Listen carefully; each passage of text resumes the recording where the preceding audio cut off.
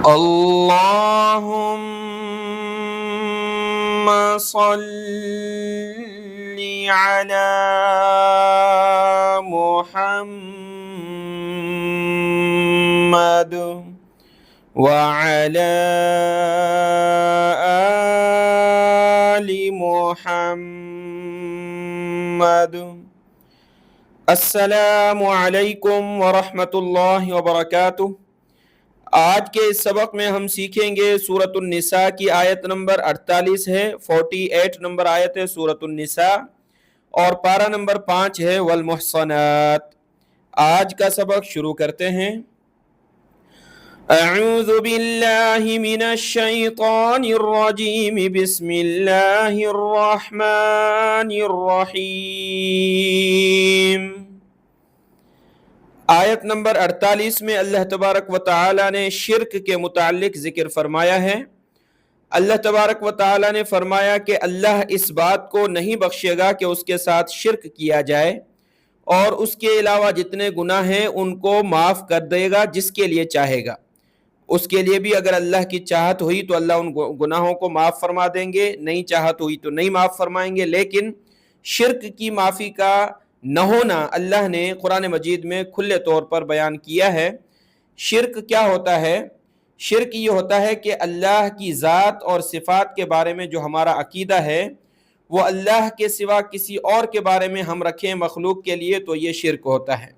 ایک ہوتا ہے علم میں کسی کو شریک ٹھہرانا، ایک ہوتا ہے تصرف میں، ایک ہوتا ہے عبادت میں۔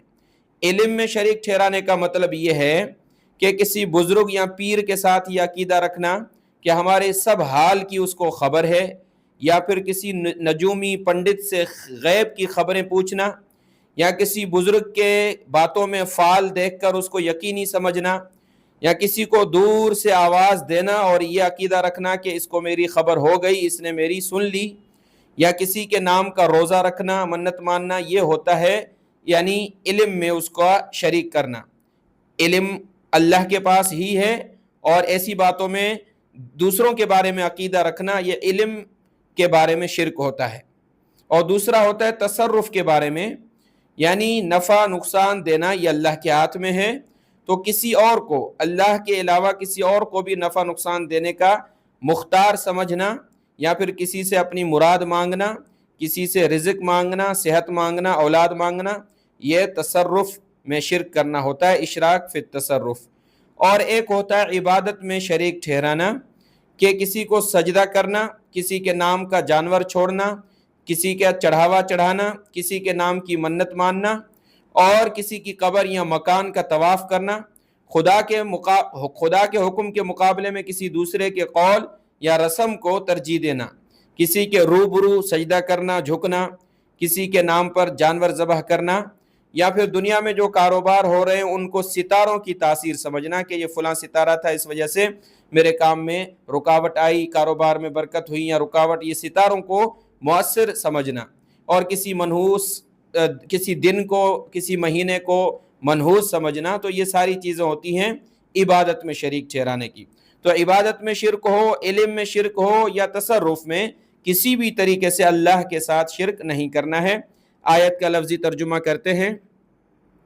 اعوذ باللہ من الشیطان الرجیم، بسم اللہ الرحمن الرحیم۔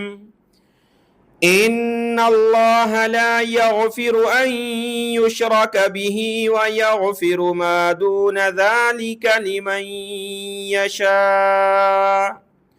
ان اللہ، بے شک اللہ، لا یغفر، نہیں بخشے گا، ان یشرک به، اس بات کو کہ شریک بنایا جائے اس کے ساتھ، ویغفر، اور معاف کر دے گا، ما دون ذلک، اس کے علاوہ جو گناہ ہوں گے، لمن یشاء، جس کے لیے چاہے گا۔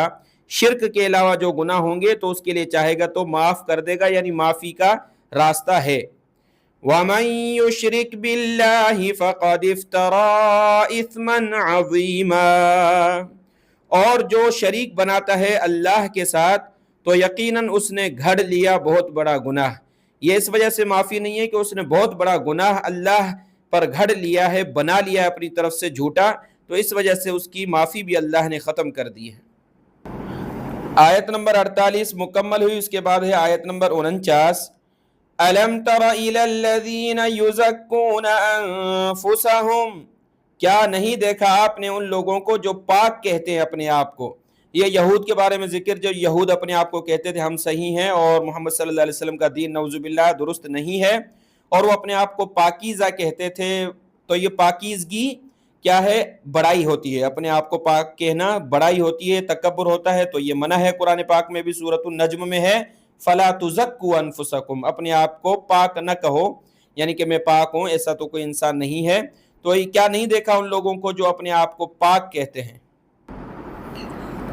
बलिल्लाहु युज़क्की मन यशाउ वला युज़लमून फतीला। बलिल्लाहु, बल्कि अल्लाह, युज़क्की, पाक करता है, मन यशाउ, जिसे चाहता है।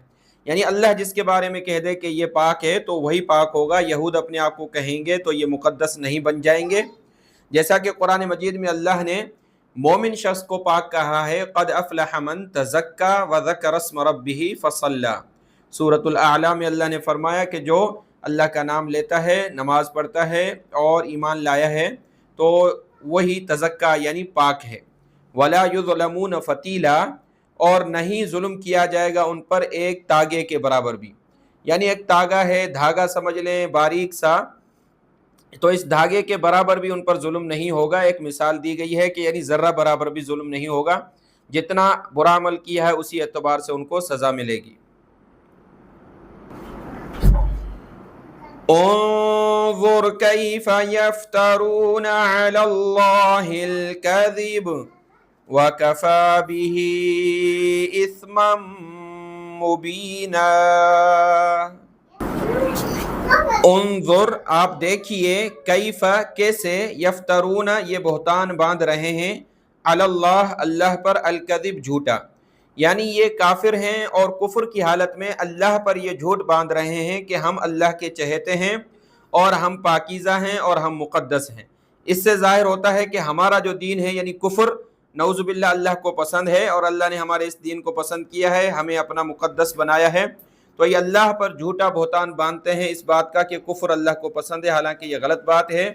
वकफ़ा बिही इस्मम मुबीना, और काफ़ी है इस इफ्तरा का सरी गुनाह होना, कि ये जो इनको सज़ा मिलेगी वो इसी वजह से होगी कि इन्होंने एक सरी खुला गुनाह किया है कि कुफ्र की हालत में काफिर होते हुए भी खुद को अल्लाह का पसंदीदा बंदा बताया है और अपने आप को पाकीज़ा और मुक़द्दस बतलाया है, जो कि इनका एक सरी गुनाह है।